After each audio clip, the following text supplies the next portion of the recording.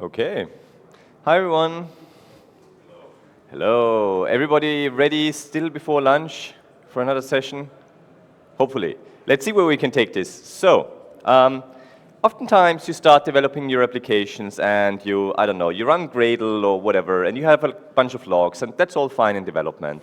And then you put it on some test server, and maybe you look at your logs with, I don't know, cat, and then you see the logs scrolling by. And then you get more advanced, and I don't know, maybe you use tailf to just see what are the latest logs that are happening. And that also works to some extent. Maybe at some later point you try less plus capital F. Anybody knows what that is doing and why that is better than tailf? Because you can break out of it within the program, go up and down, search for something, and then continue tailing the file. Whereas if you use tail file, you always need to leave the program, then look at the logs, and then go back to tailf to see them. So less plus F is improving your life a bit, but still, oftentimes this will be us and our logs where we say, well, this is fine, more or less, and we'll accept that it's not perfect. And then you put this into production and probably run more than one instance, and then you suddenly have 3 servers or containers or whatever that you need to connect to and try to piece the logs together. And then you get even more services, and then at some point you have like 7, 10, whatever things that you need to monitor in parallel. And that might not be so much fun to actually figure out what is going on. So the other thing that you might run into is that you have like a largish log file and you need to kind of find anything in that. And is that much fun? It is much fun, okay. If you want to spend your entire day sitting there waiting for stuff to happen, then it might be a good option, but otherwise it might not be the best option. So the idea is to say like, well, this is probably no longer fine, and we want to avoid that being on fire and that everything is terrible. That's the idea of what we want to avoid and where we not want to go. So we want to log all the things and combine all the things, especially if you have containers or something that is very short-lived. You don't want to connect to that to see what is going on, or it might not even be there when you try to find what is happening there anymore. So you want to collect it up front and centralize it. That's the general idea of this talk. Why am I talking about that? I work for Elastic, the company behind Elasticsearch, Logstash, Kibana, Beats, like the infamous ELK stack. Is anybody using that for logging? Okay, good. Anybody using anything else for centralized logging? If you do, shout. Nothing? Who is not using any centralized logging at all at the moment? Okay, a few brave ones are raising their hand. Okay, you come to the right talk. Let me show you why you might be interested in centralized logging and why you don't want to like connect to stuff randomly and try to find it.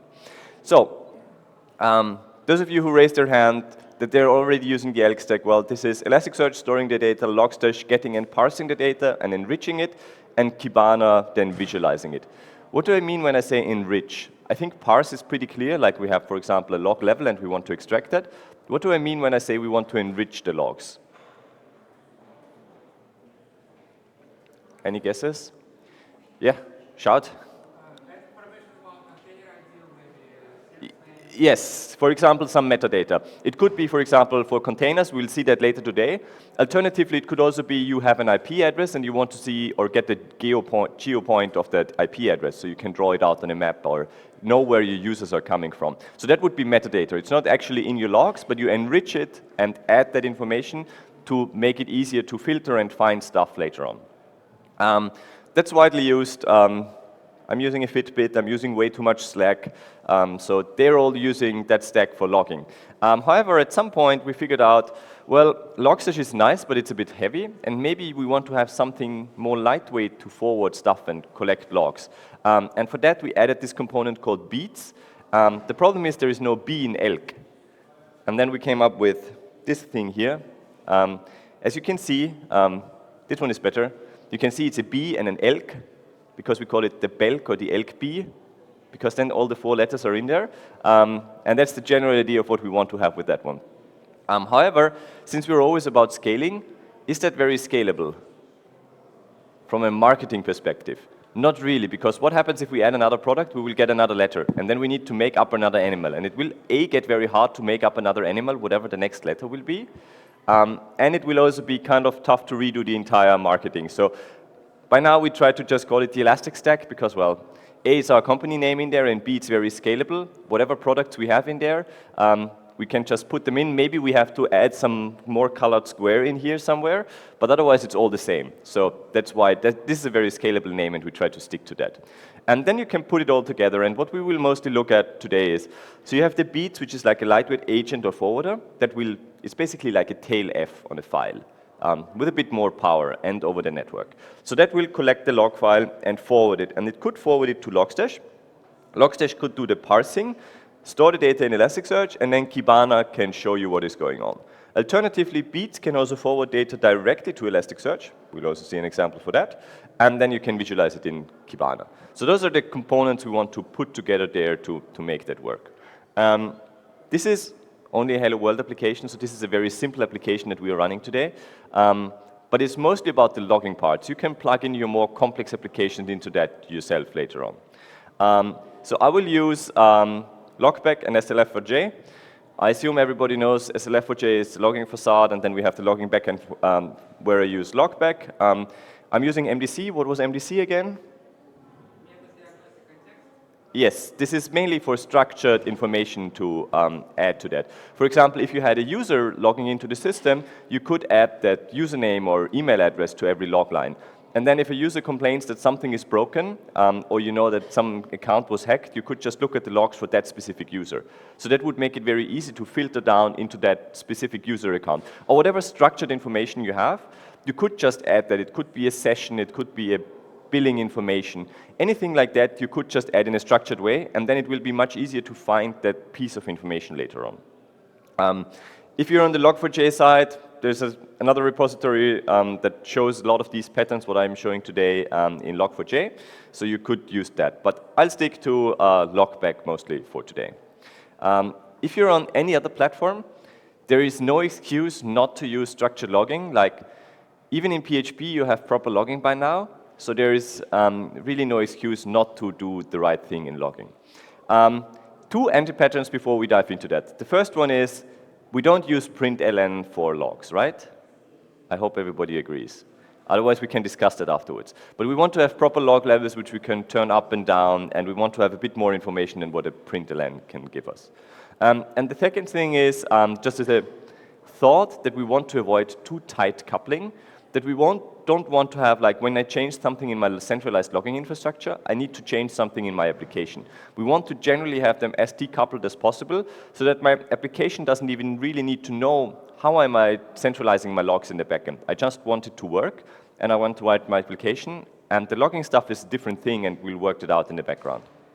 Doesn't always work perfectly, but that's the general idea where we want to go. So, starting off, the first thing or approach that we try to do is parsing, which is the regular log line that you want to parse. Like, you have the classic log file and you want to work with that. Our application will be very simple. So we'll just log a few lines. Then filebeat is basically tailing that file and forwarding it to Logstash. Logstash is parsing it apart. And then you insert it into Elasticsearch and Kibana, and then you see what is going on there. How do I get my logs? If I run my Java application in a container, how do I get that to the file beat? You don't normally want to put the file beat into the container with your Java application because it's an unnecessary coupling, and every time you want to update file beat, for example, you would need to redeploy your application and would just make your container larger, and it's unnecessary.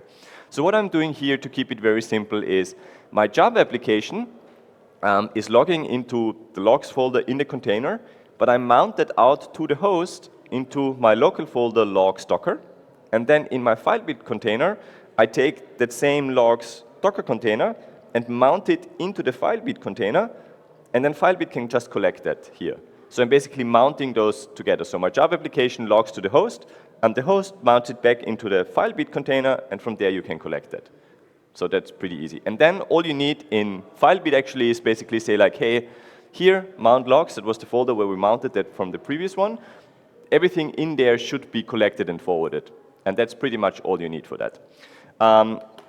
So then I don't talk too much without showing anything. Let's dive a bit into that. So let me start my application. So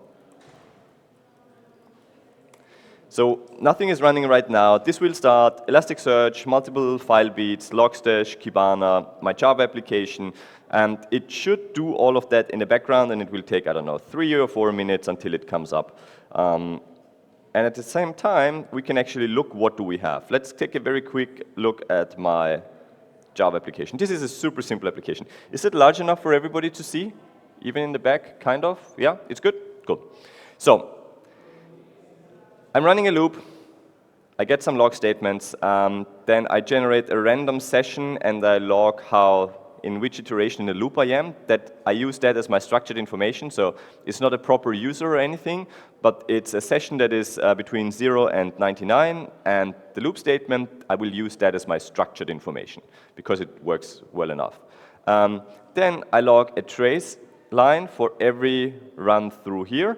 And then I do this kind of pattern where if something can be divided by 15, I will throw a runtime exception. If something can be divided by 5, it will be a 1, otherwise an info if divided by 3, and finally a debug statement. What is the pattern that I have down here? Who has been doing job interviews lately? It's the infamous FISBUS, where you check, is something divisible by 15 or 5 or 3? Then you give out different numbers or different statements. I'm just using that for logs, so that will be super simple. In total, how many log statements will this generate? So we have a loop with that count here, and then we have this structure. How many log lines do you expect to get? For each number? No, in total, like how many?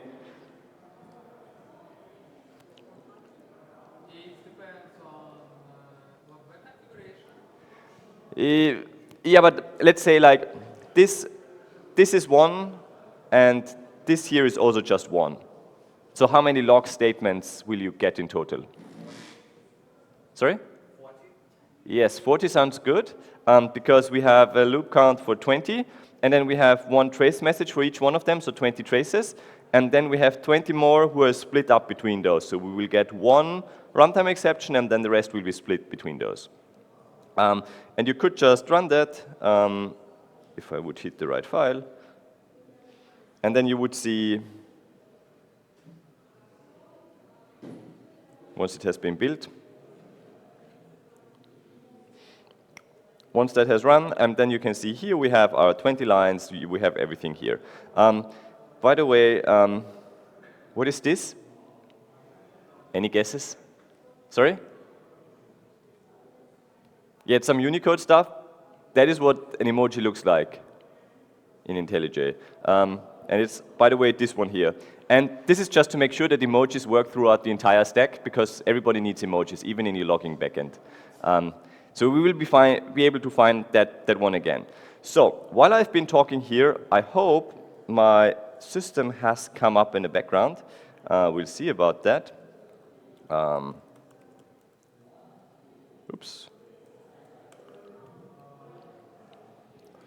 It looks like Kibana is running, that's good. No, I don't want to send statistics. Let's see what we have here. So I go to index management, and index management is showing me what kind of data it has collected here. And you can see we started with the pattern that we started off by called send. So this is the send index that we're interested in. We'll get to, we started off with parse. This is the one we started with. We'll get to send later on. We'll get to Docker and structure as well then. What can you see here? Like structure, we'll get to structure later on. That has 40 events. That is what I've promised you. Why does parse have 42? Like I know that 42 is generally always the right number, but not in this case. This is weird. And send has 0, so something is off there as well. And we want to look at why these numbers are off and what is happening here. So we forwarded all of that. Let me head over to Discover, and I hope that's still more or less readable. My containers are just starting up, so hopefully they're okay. So we want to have parse is the index that we were interested in. So here we see this is when we started our application, which just a couple of minutes ago. And here we see we have 42 events. That's weird, because we were expecting 40, right? Can anybody already guess what happened?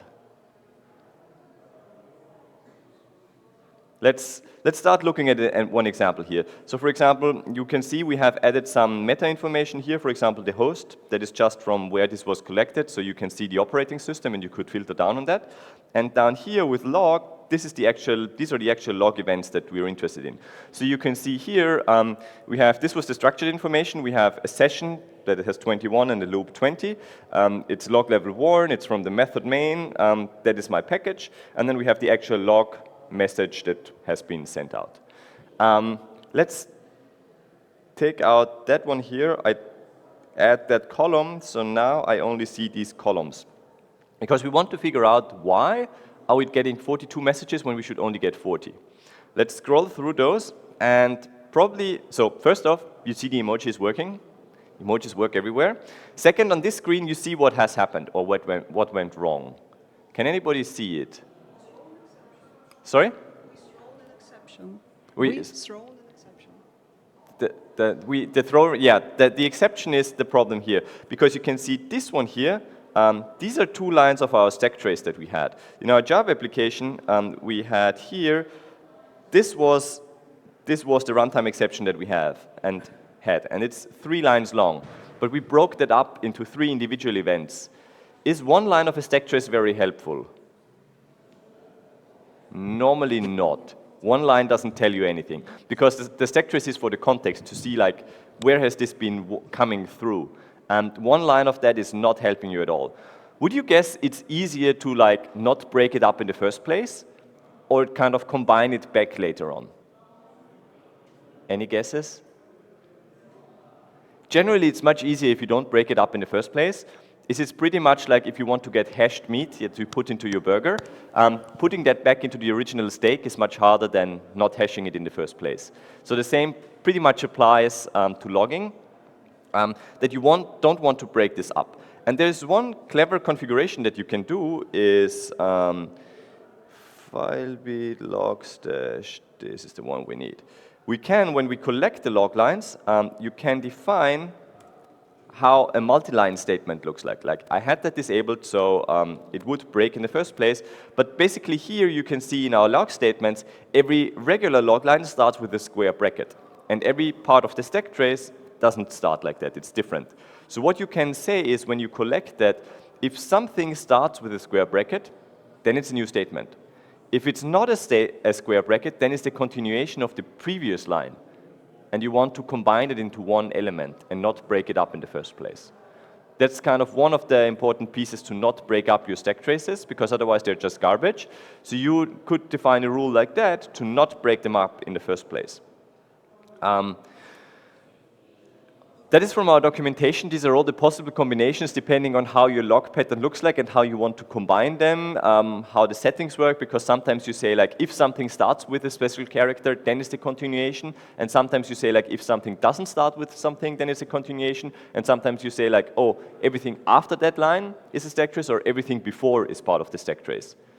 So these are all the combinations that you could put together. You can even debug that, like we have a playground, and here you can see I have defined my pattern, so that little roof thingy, the carré, backslash square bracket, and then we have the log lines, and this is how we can try to parse them, and then down here you can see it would tell you, hey, this is a new line because it is false. True basically means this is the continuation, so these 2 lines here are true and are combined together, and the other ones are false again. So that is how you could parse out a stack trace correctly and not break it up and basically destroy it and make it useless. Next up, parsing stuff. How do you parse a log line? Because what we have from our application is we have this part here, for example, and we have nicely parsed it out into the individual fields because we had a message for error, we had the package, we had the method, we had the rest of the message here, we had the timestamp. How do you get to all of those? There is this concept called Grok. Grok is basically a named regular expression. And what this looks like is, and I hope that's kind of readable, you have a token here, which, for example, is username, and then you have the regular expression behind it. But what you can then do is you can just say, like, I will use username rather than using the full regular expression and writing a full regular expression like that. So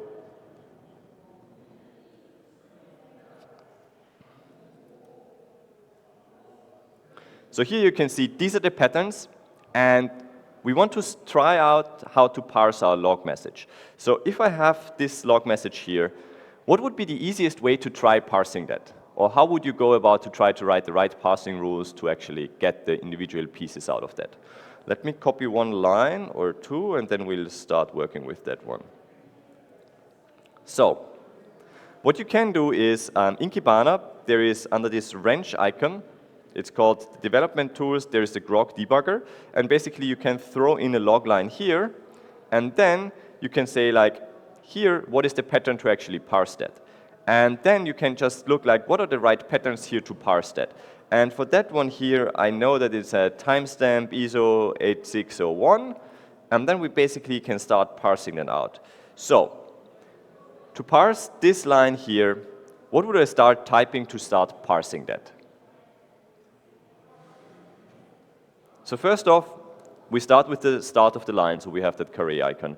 Then we have a square bracket, but since the square bracket in a regular expression is a reserved character, I will use, or I need to escape it, and then we can define that Grok pattern that we have seen just before. And the Grok patterns you always define, you make a percentage, curly brace, then you say this is the pattern, and then you make a colon, and after the colon you say into which field you want to put that. So for example, add timestamp.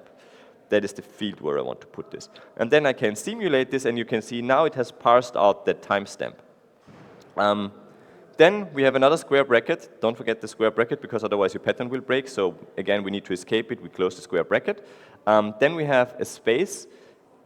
A tip, if you have any spaces, it could be one space, multiple spaces, or tabs. If you use space, the Grok pattern, it will eat basically any white space. And if I don't put that into any variable like foo, it will just be gone. It will just be parsed out. And then we have this one here. I think this is just a word, because it's just characters. You can just say the next thing, but it's not a white space, that is just a word. And we could just say this is the log.level. And when I close that, you can see it's retrieving that information out of the log line. How much do you like writing regular expressions? Anybody likes writing regular expressions? Yeah, that's normally the Stockholm syndrome, right? When you get so used to doing something and you accept that this is the right way to do it. I don't like writing regular expressions that much, I must admit. So there's one way around that is we have a new tool that will try to help you out on that. It's called machine learning. It's not proper machine learning, but we can discuss about the term. The general idea is you can upload a file, so let's just upload a log file, and let me head over to the right folder, Java logging, logs, and here we have the log file. What this does is it analyzes the log file. It can see, like here it has 41 lines in the log, and then it says like, hey, by the way, I think this might be a good Grok pattern that you might want to use to actually parse this. So it's not perfect, and it's not what we will get to or what we can create by hand, but you can see it's already pretty good, because it's all like, hey, there's a square bracket, then we have the timestamp, then we have the log level, then we have other stuff, but it, for example, saw the session and the user as well, and it could parse those out. And then it also visualizes what it thinks what you got in there. So for example, it sees like, hey, this is the distribution of the log levels that you have in there. And okay, the loop is, since this is just 1 to 20 and they're evenly distributed, that's not that interesting. The log messages are also unique, but you can see, for example, here, the session information, which was randomly generated today by chance, 67 was the most common one, because that appeared 10% of my log lines had that session information. And you had the timestamps as well. So what you could do is you could take that Grok pattern then and actually improve it and then use it to actually parse your log lines. And that makes your life a bit easier to get started. The final one that I got in the end is here, where I basically have the ISO timestamp, then I have a log level, then I have the username, a word for the log method. So this would be the final Grok pattern. It's part of the repository. I'll show you after, or share with you afterwards. This is the right pattern to actually parse all of that and then put it into our stack. Okay, we've seen Grok debugger. This is the right pattern. This can parse all of this, and it works out nicely. But yeah, Starting writing Grok patterns can be a bit challenging in the beginning, but once you get used to it, it's getting easier. There's also one other thing. Somebody asked me about that yesterday already. How would we call the fields? Like, how would we structure them? And we have something called Elastic Common Schema. This is like our convention of how we would call fields. For example, you could see we have an event ID and type and whatever, and like a log level and a package name and whatever. Like, everything is defined in here, and our visualizations then know, if you follow that naming schema, how to visualize something, or that it kind of has a bit more meaning than just a field name. And we try to stick to those so you don't have to come up with new names all the time. And that makes also it very easy to correlate things between different logging endpoints, because all our things that we log will stick to these logging conventions. So we don't just have file beat, but other beats as well, and all of them will use these patterns, so you can easily correlate things between them. Okay, we've seen the visualization. We've also broken up the labels with a key value filter. For example, here you can see this one here, this needed a key value filter, where you saw like we have user equals the emoji and session and loop. So we broke those up with a key value filter to actually extract them. And now I could just say like, give me everything for session 58. So you could just filter down to a specific session or user or whatever you have in your system. Okay. The good thing about this approach is you don't need to change anything in your application.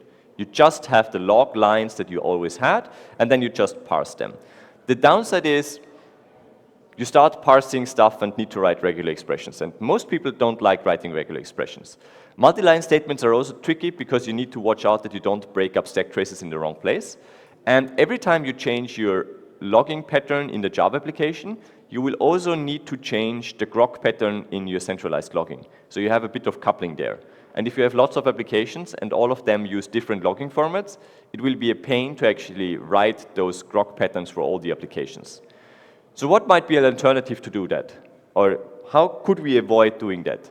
Because our application already has the information structured. Then it writes it out to one log line, and then we parse that log line back, which sounds kind of stupid. It's unnecessary work, and why are we doing that?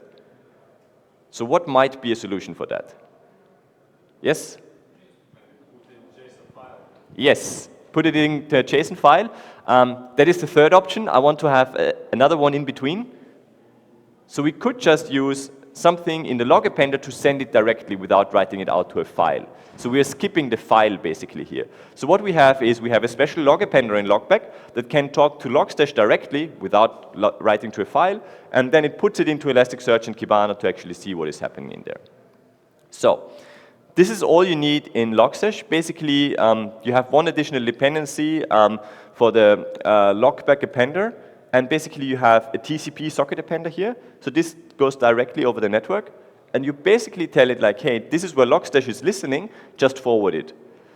The downside is, again, here, this is a bit coupled to my logging backend, because if my Logstash instance moves somewhere else, I will need to update my application. Or if I want to add a second Logstash instance, I would also need to configure that here. But this way, you can just send it directly, and you don't need to do any parsing. So let's see how that worked out. Do you remember how many log events we had in the send? Exactly. Why did we have 0? Let me head over to the send, and also let's say the last 1 hour, because that's when we started the application. So if I head over to the parse, you see that's when we got our 42 messages. We have fixed the pattern, by the way, so we could just restart our application. So, sorry. This is what I want. Now I want to see my Java application. This is the ID of my Java application. So we just do a Docker restart of the Java application. Now it might take 1 or 2 seconds. By the way, this is still the parse one. I wanted to show we have fixed the pattern, so now we should only get 40 messages, just to conclude the previous example. So it's still getting 1 or 2 messages, but you can see now we have 40 messages here, and this is the right number. So our stack trace is no longer broken up in the parse. And now when I hand over to the send, you can see I have 40 events here. This is fine, but I missed the other ones. Why did I miss those events? because my application has never reached Logstash yet, and it wasn't sure if it was there, so it was dropping all the messages. So you lost the logs for that, because it wasn't there yet. Generally, Logback has a buffer, I think it's 200 megabyte large, so your Logstash can be gone for some time, and the application will buffer 200 megs of logs, but after that, it will just throw away the oldest logs. So that is a bit of a problem. On the other hand, looking at one of the events here, you can see this worked all fine, because you can see we have a log level, the value, the logger, like here was the logger name, the loop, the session. All of the pieces are there. We didn't need to write any Grok patterns, it just worked. We also don't have the final log message where everything was put together, because, well, there was no message to collect here. It just got the individual parts. So for example, here you could see, yeah, this is what we got on that one. So correct in development was the log message. But this is all fine. The main downside to this approach is, or the upside is you don't have files, so you don't need to do any parsing. The downside is what happens when your Logstash is down and you cannot send it anywhere. And that's especially true. Normally you care most about your logs when something goes wrong. So if the network is down, you might want to see what is happening. But exactly then you don't see what is going on. So that's not a great approach. Also, you have this coupling. Your application needs to know where it forwards the logs. Otherwise, it has a hard time. So let's go to the third option that you've already mentioned, is to structure. Since Elasticsearch stores JSON, why not log in JSON directly, and then we just have to forward it. So what that looks like is basically we log to JSON, the file bit can take that directly, put it into Elasticsearch, and we're done, because there's no parsing or anything in between. And that is what we would generally use if we could. So just to give you an idea what that looks like on the logback side. So we have here, we have our JSON appender, where I just say like, hey, write this out to a JSON file. We have rotations of that, and we can just define the pattern of how that should look like. So here you can see I define my log level, my process ID, my thread, my class. Everything is there. This is just as you would use it before, but you don't have to parse it out explicitly. It will just work. And this here, oops, no, I don't want to open a zip file. This one here, that was the old log file that we had. The new one looks like this, where you can see we have a JSON line, and this is just structure. So you can see this is the session 38, and you have the timestamp and the log level, and everything is nice and structured. How does this handle stack traces?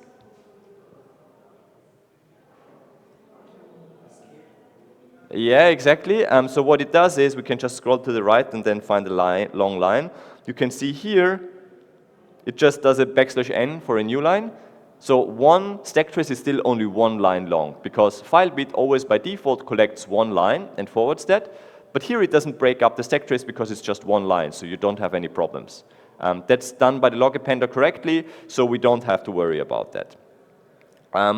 Tying that together, the main important thing here is in FileBeat, you need to tell it, well, it's still a log, this is where to find it, but now it's JSON. And then you say like, okay, put that message under the message, and there are more keys in there. So this is the right configuration then to work with JSON messages to collect those. One other nice feature is, I didn't really mention that. Let me head over, by the way, to the structure. Here you can see we got 40 messages initially. We got 40 messages the second time, so we didn't lose any messages, and we didn't have any parsing errors because it was 40 messages all the time, because they were structured correctly. If I open that one up, you can see all my parts are there, and now I just want to see the error. So for example, to see the error, I could just go and say, like, I think we have a log level, and it even suggests it's like, we can just search for a log level error. I run that, you can see we had one error here and one there. I just wanted to point out one feature here, which is the stack hash. This hash here basically is the hash of this part here. And the assumption is that the stack trace for one specific error is always the same. So if you hash that and you have that number or that hash here, you can very easily use that to say like, how many unique stack traces do I have in my system? And how many times was one specific stack trace appearing? because you can just aggregate on that number. So you know which errors are occurring most often in your system or which stack traces. But that's a feature of the log appender. So this is what my log appender in logback is calculating. This is not a feature of Elasticsearch. This is being generated when you generate the JSON file, and we just collect it and use it afterwards. But it's very helpful to figure out how your system is doing. Okay. You could also say, I want to put my log messages into different indices. For example, you could say, I want to keep my warn messages for 1 week. And you put them into an index called warning, and then you have some things here. Or you could say, I want to keep the errors for a month, because the errors are more important. But otherwise, the warn messages would be too much, so I only keep those for a week and those for a month. You could just define that condition and put them into different indices. This could also be like you could have security relevant information in your logs and you want to keep that for a year, and like business information you want to keep for a month, and infrastructure stuff you only keep for a day, for example, because infrastructure changes all the time anyway. So you could have different indices for your data to kind of like have different retention periods to keep them for different amounts of time. So generally, JSON is the right format that will make your life much easier. There might be a bit of a JSON serialization overhead. But that's just part of that. But I think that's a good trade-off for logging here. Okay, if you want to containerize, I assume everybody is using Docker, right? Because we tie mostly into the Docker ecosystem, or actually the Docker daemon. So where do you put your file beat when you run Docker? Generally as a sidecar, so you have your regular containers running which have your applications, and then you have one more container running with FileBeat, and FileBeat will collect all the logs from all the other containers. How do you do that? We could still mount all the log files from all the individual containers into that, but that feels like a lot of manual work, and it's not very dynamic. So where would you put your logs from a Docker container in general? Yeah, if you write to standard out, it will go to the default JSON Docker log, and that's exactly what we were doing. So in our Java application, it's running the same Java application. What we are doing here is basically we are using this appender here. This is what that will write out to console. Standard out will collect that, and this will end up in a default Docker log, and we will just collect that and work with that. So basically, our containers all write to this default Docker log. FileBeat is tailing that Docker log, and then it's just forwarding that. And how to do that is we have some recipes online to show you how to do that, but my repository also contains most of that. Basically, we say, hey, I know this is not type log anymore, but this is type Docker. And FileBeat basically knows where the default Docker log is, and will just collect everything that is in there. And it can add also some metadata. So basically what you need to do is, just to show you, this is all using Docker Compose. So if you've never seen Docker Compose, don't be too confused, but otherwise let me show you how this is wired together. So we have FileBeat for Elasticsearch, but we want FileBeat Docker for Elasticsearch. So what you need to do is, this is the default Docker log. You need to mount that into the container so it can just tail all the log files from your host. So all the Docker logs from the host. And to get some metadata, we also need the Docker socket, this one here, so we can get the metadata from the containers running and what they do. So let's see what we are actually collecting here. I'll kick out that filter again because we want all the messages again. And let me head over to Docker. First off, we have a lot of messages now. We have 1,200 messages. Why do we have so many messages in here? Can anybody guess? Why is it so much more logs? Yes, exactly. This is from all the containers that I have in my system in here. So, what we want to do is, we want to filter down to the relevant containers. And luckily, we have enriched that with the metadata, so we can say container.name. So we can see this equals, and then it suggests these are all the containers running on my system. And then I could just say, like, I'm only interested in the Java application. So let's filter down to the Java application and run that one. And then you can see, okay, we have collected events here. So we have 41 here and 40 here, so it's collecting the right thing. The one additional one is some log or some one when it starts up from logback. That's just some meta information. But otherwise, you can see here we have collected the right pieces of information again, and we have even parsed them in the background already. So you have all the right information. So you can see here, this was the information that we had before already. So you can see the log level was debug here and the labels and everything. But we also have a lot of Docker metadata. So here, for example, you can see this was my Java application, this was my container name. I've added another label saying this is in production, so you could just have any Docker metadata you have on that container will be collected here, and you can use that to filter down on that. And you could also include, for example, the version of what version of your application was deployed, and then you could see like, oh, this error is only happening in this version, for example. We also have something else that is kind of smart, that when we define the container, let me show you that. So this is where I define my Java application. We've seen that before. You can define basically on the container how stuff should be parsed from in there. So here we define that this was this multi-line pattern not to break up one stack trace. You could define that in the, oops, that's not what I wanted. You could define that in the label, you could define it on the labels of the container, and then FileBeat, when seeing that container, sees the metadata and knows, oh, this is how I need to work with stack traces for this container. So you don't need to configure somewhere like, hey, there is this container, use these rules, but basically you bake the labels into the image, and then FileBeat will automatically pick that up. We call those hints. So basically you can use hints to add this metadata and then enable the parsing correctly here. So that is what we've collected here. Obviously, only if you run in Docker containers, we can collect the Docker metadata, but I guess that makes sense. And it looks something like this, but I've just shown you that. Sometimes the last line in Docker logs is missing because logback always makes a new line after the last message, whereas Docker doesn't do that. So it's basically waiting on the last log event and doesn't have a new line, but FileBeat always waits for the new line at the very end to collect something. So sometimes you might miss the very last message because the new line is missing, just because you might stumble into that as well. And yeah, I've shown you the hints. This is basically on the container saying how it should be parsed. So you don't have to make some complicated configurations, but it's just baked into the container image. One other thing that is important is we have a registry file. The registry file basically is the file where the FileBeat knows this is everything that I have sent over from my log file already.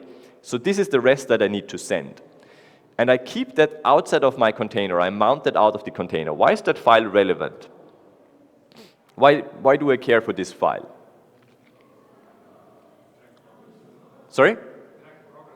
No, it's not for tracking progress. The idea is if I replace my FileBeat container, because for example there's a new version coming out, if I would just replace that and that registry file is in the container, if I replace the container, the registry file will be gone. And the FileBeat would say like, hey, I don't know any of your log messages, I will start sending everything again. And then you would have a lot of duplicated log messages. So by keeping that file, it would know like your application keeps logging and it knows what has already been seen and sent. So it would just send the rest that is new. And the registry file, I've always put the registry files here in a folder, and that one is the right one. So basically you see, on the one hand side, there is a folder, or the path to that file, but it also has an inode, and the inode never changes, even when you rotate the file. So this is how it keeps track of how much data has already been sent. So this keeps track of the file, and then you have an offset, and it knows like this is the offset in the file. Everything until here has already been sent.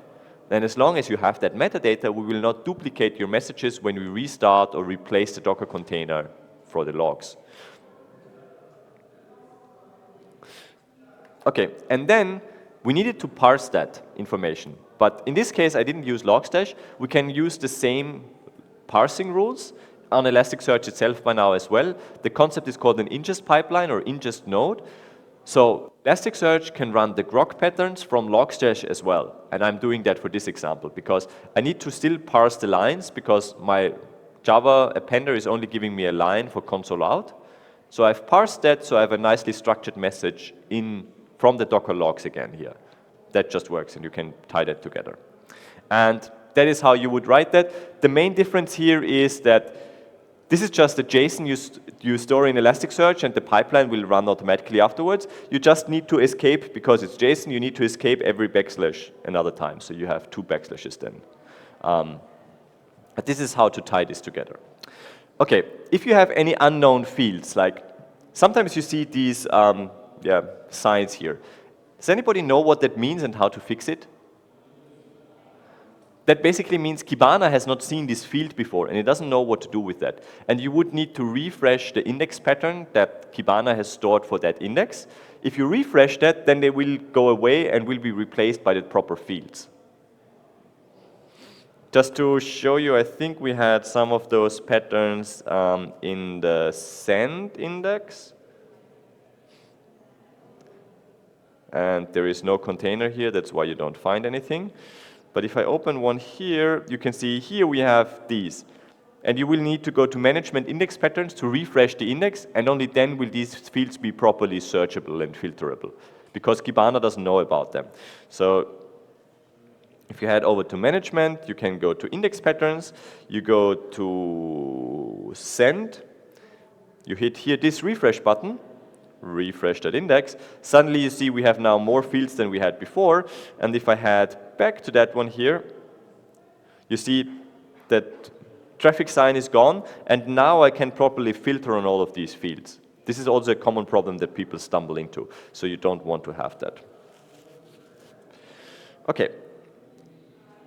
We are down to a couple of minutes now. Some applications have this funny ASCII art in them. Does that make much sense for centralized logging? Probably not. Nobody's going to search for the ASCII art that Redis is outputting. So what you could do instead is you could define a rule where you say like, hey, if that is based on the Redis image, then run this regular expression to get rid of the ASCII art. So you can just define a template to filter out stuff based on the image name. That also ties in together with the Docker metadata, so this is a nice approach there. One thing you should not do is, if FileBit is running into an error, it shouldn't log to the default Docker log, because FileBit is collecting that, so it would be a logging loop. So here I'm saying log somewhere else explicitly, so to avoid like a logging loop in the configuration. So the good thing about Docker is it's the hot stuff that everybody wants to use, but it's a bit more complex. To finish off, you can make it even more complex with Kubernetes. And for Kubernetes, a lot of the same things apply. So where do you put your FileBit? This time it's a daemon set. It runs once per host. We have some recipes again to run this. So in our GitHub repository, you can see some recipes to run this. The important thing is you can get the Docker, the Kubernetes metadata as well. When running in the cluster, or if you install the FileBit directly on the host, you could use that setting. So it knows where the Kubernetes API is, and then you retrieve the Kubernetes metadata from there. And what you would then get is here, for example, you can see this is the namespace, this is the pod. So you get all the metadata from that, and then filter down on those as well. There is more metadata that you could add, but that's not that relevant for today. You could use the ASCII art filtering for if you have a Redis namespace. You could then filter out the ASCII art again with that as well. So it's just connecting the metadata to the filtering. And what you could also do is you could customize where you want to store your namespaces. So you could say in the index, if I have a Kubernetes namespace, I want to use a different index pattern. Like I want to include the namespace in there to make that easier. Good thing is, it's even hotter, but it's even more complex to wire it all together. But that's a decision you will want to make, like what is the right choice of tooling for you. So to wrap up, all the examples are on my GitHub repository, so this is where all the code lives, and you can just do a Docker compose up, it pulls so you clone the repository, you do a Docker compose up, and then it runs all the examples, and you can just play around with it, and you see all the examples. That should get you started pretty well, yeah. If you want to take one picture, this is the right slide for that. It also links to the slides and everything, so if you have that URL, you're good, and you have all the information. So these are all the patterns that we've looked at. Generally, we would recommend the structure and then the metadata, depending on what system you're using. And that's it. I think we have 1 minute left for questions, if anybody still has anything. Oh, by the way, before you run off, I normally try to take a picture with you so I can prove that I've been working today. Because my colleagues don't know where I am. So let's see. You should all fit in. Smile or wave, wave, wave. Thank you. Cool. I don't want to hold you from lunch. If there are any questions, just come to me and ask. I'm happy to show you whatever you need. We have a couple of stickers left up here. Otherwise, enjoy lunch. Thank you.